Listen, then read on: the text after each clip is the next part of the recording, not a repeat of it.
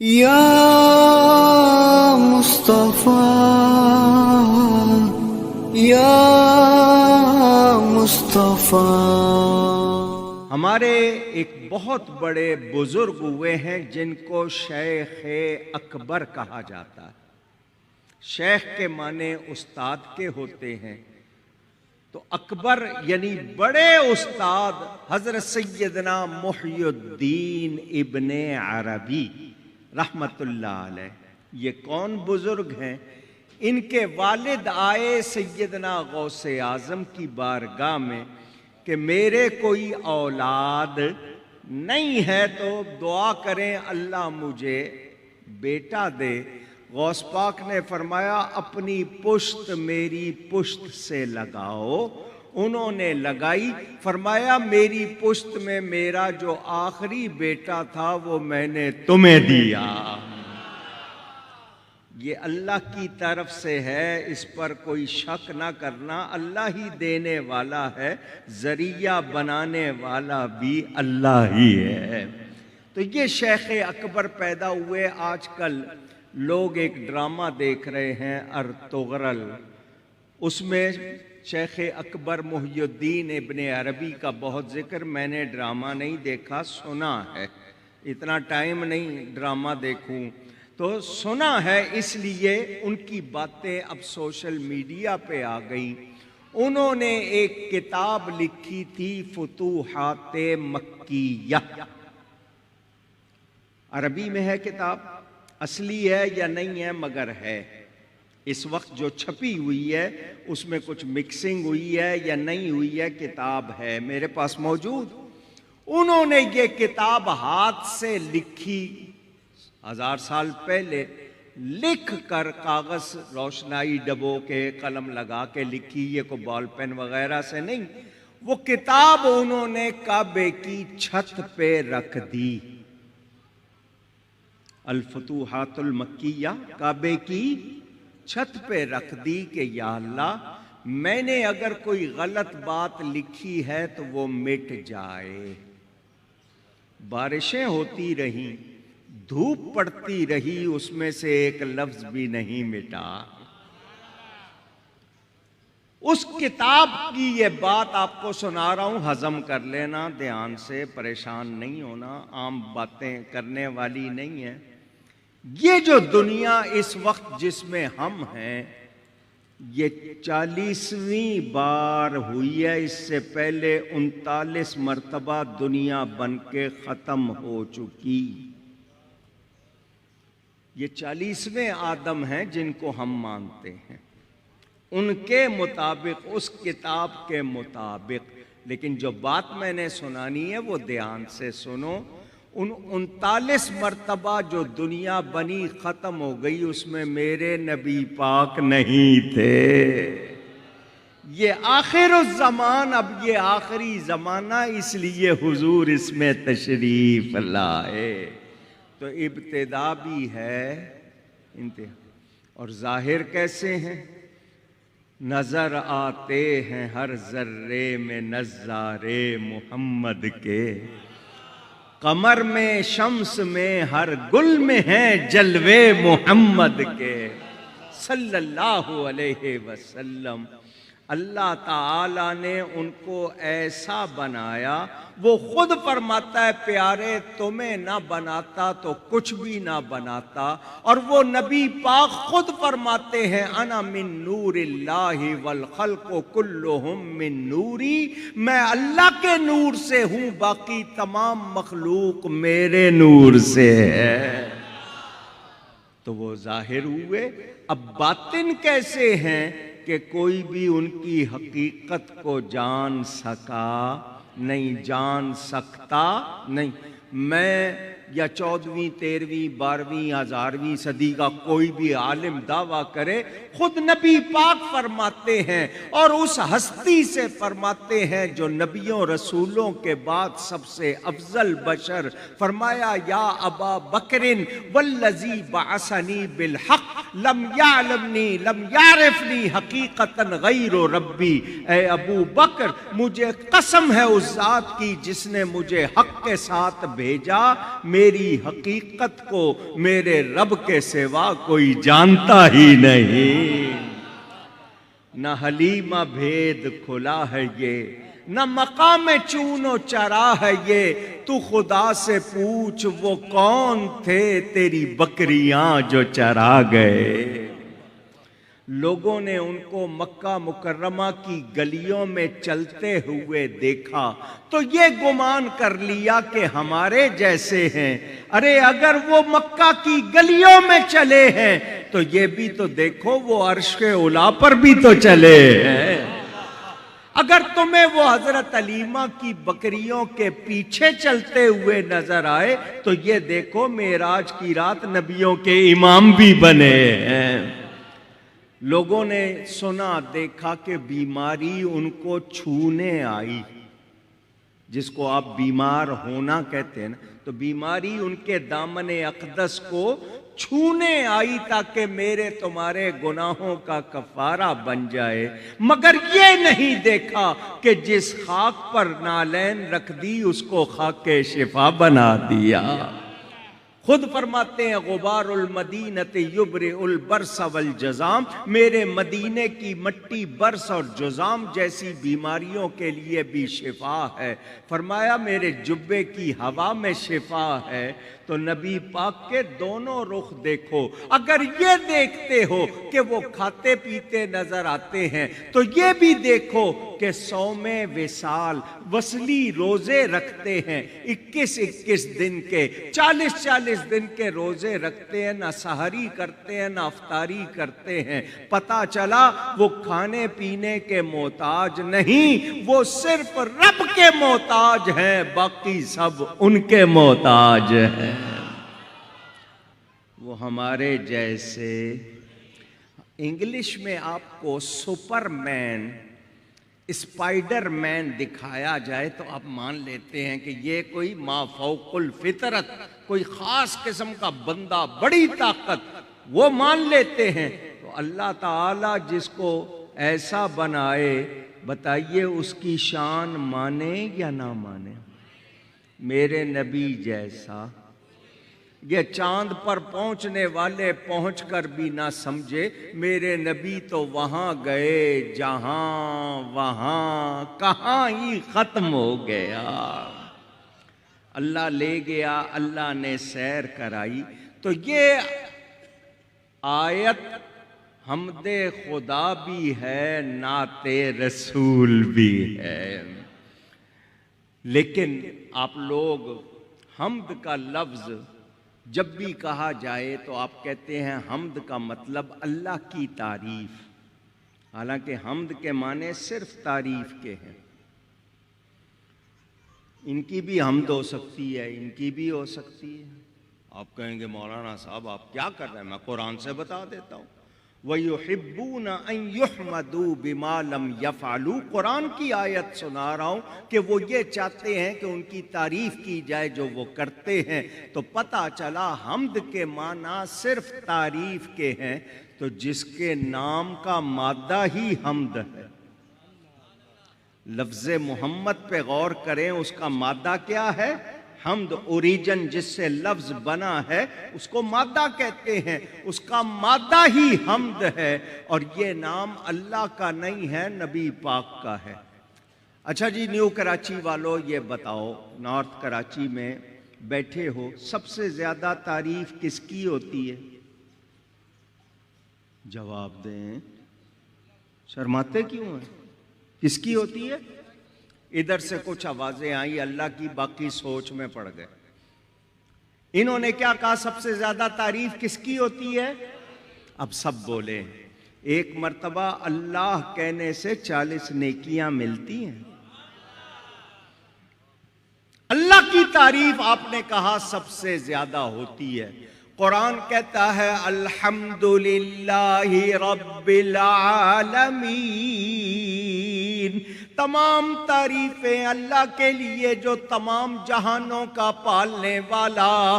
سب سے زیادہ تعریف آپ نے کہا اللہ کی ہوتی ہے، مگر اللہ کا نام محمد نہیں ہے. اور لفظ محمد کے معنی جس کی بار بار نئی سے نئی زیادہ سے زیادہ تعریف کی جائے. الذی حمد کرۃ بعد کرۃ، بار بار جس کی تعریف کی جائے اس کو محمد کہتے ہیں صلی اللہ علیہ وسلم. مگر یہ نام اللہ کا نہیں ہے، یہ نام حبیب کا ہے. تو مجھے تو یہ پتا چلا کہ سب سے زیادہ تعریف نبی پاک کی ہوتی ہے. آپ سب نے کہا اللہ کی، مجھے تو لگ رہا ہے نبی کی. تو آئیے میں اس کا جواب دے دوں کہ سب سے زیادہ تعریف میرے نبی کی ہوتی ہے. کیوں؟ کہ اللہ کی تعریف مخلوق کرتی ہے، اور میرا نبی وہ ہے جس کی تعریف مخلوق بھی کرتی ہے، خود خالق بھی کرتا ہے. اور تمام مخلوق کی تعریف مل کر اللہ کی ایک تعریف کے برابر ہو سکتی نہیں. تو جس کی تعریف رب کرے سب سے زیادہ اس کی تعریف ہوتی ہے. یہ بات ابو جہل کو سمجھ آ گئی، آج کل کے جو ہیں ان کو سمجھ. ابو جہل کا نام سنا ہوگا آپ نے، عمر بن ہشام اس کا نام تھا. اپنے آپ کو ابو الحکم کہتا تھا. ابو الحکم کا مطلب دانائی والا، بہت سیانا. حضور نے فرمایا یہ سیانا نہیں ہے، یہ ابو جہل ہے، جہالت والا ہے. اس کو یہ بات سمجھ آ گئی. اس نے ایک دن اپنی ساری پارٹی کو بلایا، کہنے لگا مسلمانوں کا نبی سچ کہتا ہے، تم لوگ بڑے بے وقوف ہو. بے وقوف کا مطلب جس میں بات نہ ٹھہرتی ہو، جو بات نہ سمجھتا ہو. سمجھ گئے نا؟ بے وقوف، اس میں بات ٹھہرتی نہیں ہے تو اس لیے اس کو بے وقوف کہتے. تو اس نے کہا تم سارے بے وقوف ہو. کہنے لگے کیا ہو گیا چاچا، آج ہمیں تو بے وقوف کہنے لگ گیا، اس نبی کی وجہ سے ہوا کیا ہے؟ اس نے کہا وہ سچ کہتا ہے. انہوں نے کہا اس کی تعریف کر رہے ہو، بات تو کرو. کہنے لگا ان کو محمد بھی کہتے ہو اور پھر ان کی برائی بھی کرتے ہو. ابو جہل کہہ رہا ہے کہ ان کو محمد بھی کہتے ہو اور ان کی برائی بھی کرتے ہو. ابو جہل نے کہا جو محمد ہوتا ہے اس میں تو برائی ہوتی ہی نہیں ہے صلی اللہ علیہ وسلم. کیونکہ لفظ محمد کے معنی ہی جس کی بار بار تعریف کیا جائے، تعریف کیا گیا. تو اس نے کہا یہ تم کہتے ہو اور ساتھ برائی کرتے ہو تو لوگ تو تم پر ہنستے ہوں گے کہ اس کو محمد بھی کہہ رہے ہو اور پھر برائی کر رہے ہو، تو بے وقوف نہیں ہو تو اور کیا ہو؟ ان کا چچا پھر کیا کریں؟ کہنے لگا دو ہی باتیں ہیں، یا تو نام لینا چھوڑ دو یا برائی کرنا چھوڑ دو. یا تو ان کا نام لینا چھوڑ دو اور یا پھر برائی کرنا چھوڑ دو. وہ کہنے لگے برائی تو نہیں چھوڑ سکتے، قسمت میں یہی ہے، کرنی برائی ہے. تو باہر نکل کے کہو گے وہ ایسا ہے، وہ ایسا ہے، وہ ایسا ہے، تو لوگ پوچھیں گے کون ایسا ہے، تو نام تو لینا پڑے گا. تو انہوں نے کہا کہ ہم آج کے بعد ان کو محمد نہیں کہیں گے صلی اللہ علیہ وسلم. انہوں نے اپنی طرف سے نام بنایا مزمم. یہ نام انہوں نے خود اپنی طرف سے بنا لیا. مزمم کے معنی جس کی برائی کی جائے. آپ مذمت کا لفظ بولتے ہیں، مزمم برائی کی جائے. وہ لوگ باہر نکل کے کہنے لگے مزمم ایسا ہے، مزمم ایسا ہے، مزمم ایسا ہے. صحابہ نے سنا، حضور کی بارگاہ میں آ گئے. حضور پہلے یہ نام لیتے تھے، اب انہوں نے نام لینا چھوڑ دیا اور کہتے ہیں مزمم ایسا ہے. میرے نبی نے فرمایا خوش ہو جاؤ، یہ میرا نام لے کے برائی کرتے تھے، میرے رب کو پسند نہیں تھا. اللہ نے میرے نام سے برائی کو دور کر دیا. یہ کسی مزمم کی باتیں کرتے ہوں گے، میں تو محمد ہوں صلی اللہ علیہ وسلم. تو اللہ نے ان کو بنایا کس لیے ہے؟ پوچھ رہا ہوں، آپ لوگ ڈرے ہوئے ہو؟ پوچھ رہا ہوں. تقریر میں ہی کروں گا لیکن ذرا ساتھ دیں، پتہ لگے سن رہے ہیں، سمجھ رہے ہیں. اللہ نے اپنے حبیب کو کائے کے لیے بنایا؟ تو پھر کہو نا سب سے اولا و اعلیٰ ہمارا نبی، سب سے بالا و والا ہمارا نبی صلی اللہ علیہ وسلم۔ میرے نبی میں کوئی عیب، جو مانتا ہے صرف وہ کہے، اور آپ دائیں بائیں دیکھنا چپ کون ہے۔ میرے نبی میں کوئی عیب، آپ کہیں گے بے عیب اللہ کی ذات، تو اللہ بے عیب خود سے ہے، اس کو کسی نے بنایا نہیں، میرے نبی کو اس نے بے عیب بنایا ہے۔ اور میں نے آپ کو بتایا جب فرق ہو جائے تو برابری نہیں ہوتی، جب برابری نہیں تو شرک بھی نہیں، ہم شرک کرنے والے نہیں ہیں۔ اور نبی کی تعریف کرنا یہ محبت والوں کا کام ہے، ایمان والوں کا کام ہے، مشرکوں کا کام نہیں۔ میرے دوستو اور بزرگوں، نبی پاک صلی اللہ علیہ وسلم اللہ کی ذات پر دلیل بن کر آئے، اللہ تعالی کی ذات پر۔ اب میں اس کو سمجھا دوں، یہ ڈبہ رکھا ہوا ہے، کسی نے بنایا ہے نا، کوئی انجینئر ہوگا، اس نے نقشہ سوچا ہوگا، ڈرائنگ کی ہوگی، پھر اس کے مطابق جو بھی اس میں سامان لگانا ہوگا لگا کر بنایا ہوگا۔ وہ آ جائے آپ کے سامنے آ کر کہے کہ جی میں بہت بڑا انجینئر ہوں، یہ اس کا کہنا کہ میں انجینئر ہوں، یہ کیا ہوا؟ دعویٰ۔ یہ کیا ہو گیا؟ آپ کہیں گے تیرے دعوے کی دلیل کیا ہے کہ تو انجینئر ہے، دلیل کیا ہے؟ وہ کہے گا میں نے یہ بنایا ہے۔ تو آپ اس کی بنائی ہوئی چیز کو دیکھیں گے، اس میں خوبی ہوگی، اچھائی ہوگی، عمدگی ہوگی، تو آپ کہیں گے انجینئر اچھا ہے۔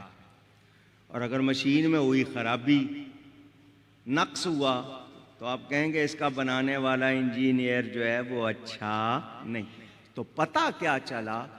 یہ جو مشین تھی یہ ہو گئی دلیل، تو دلیل کمزور ہوگی تو دعویٰ کمزور پڑ جائے گا۔ تو دعوے کو دلیل مضبوط کرتی ہے، بلا تشبیہ۔ اللہ کی ذات دعویٰ، نبی کی ذات دلیل۔ اللہ نے اپنی ذات پر دلیل بنا کر اپنے حبیب کو بھیجا، ان کو فرمایا میں اپنی دلیل بھیج رہا ہوں، ان کو دیکھ لو، دیکھ کر اندازہ کر لو، جس کا بندہ ایسا ہے اس کا خدا کیسا ہوگا۔ اللہ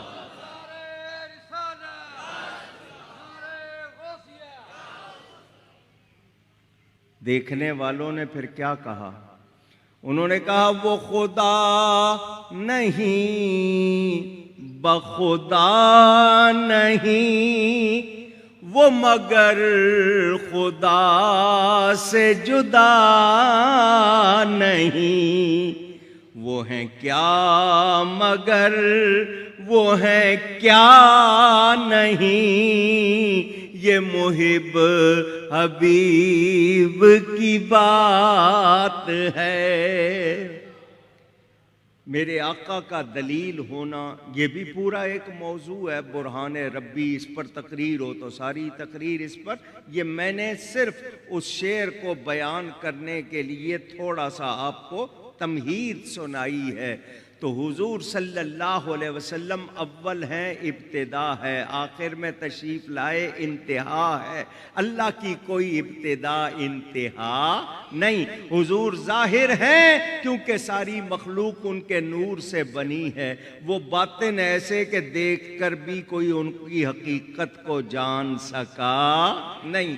اللہ تعالیٰ نے ان کو کیسا بنایا، کس شان والا بنایا؟ خود اللہ نے فرمایا تمہیں نہ بناتا کچھ بھی نہ بناتا، پتہ چلا یہ پوری کائنات انہی کا فیضان ہے۔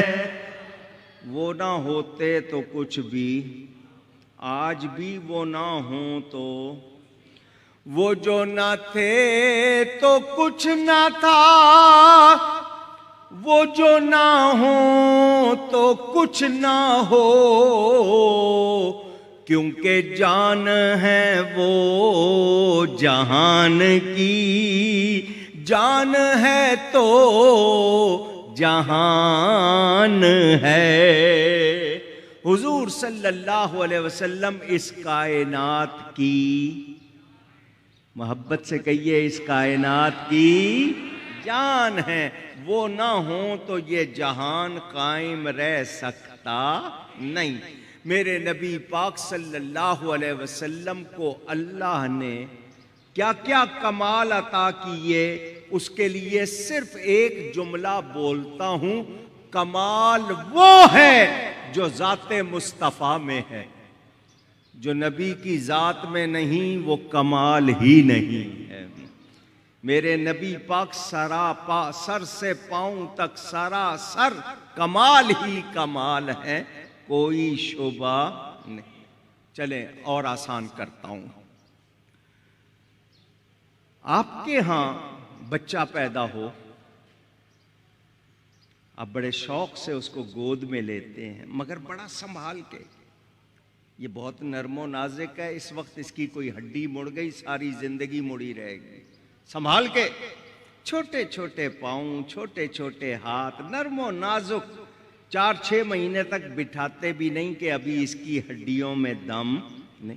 4-6 مہینے تک پانی بھی نہیں پلاتے، صرف دودھ کے، نہیں اس کو پانی دیں گے اس کی ہڈیاں کمزور ہو جائیں گی۔ بڑا سنبھال کے وہ بچہ بڑھتا ہے، پھر وہ گھسٹنے لگتا ہے، جس کو کرولنگ کہتے ہیں، گھسٹنے لگتا ہے۔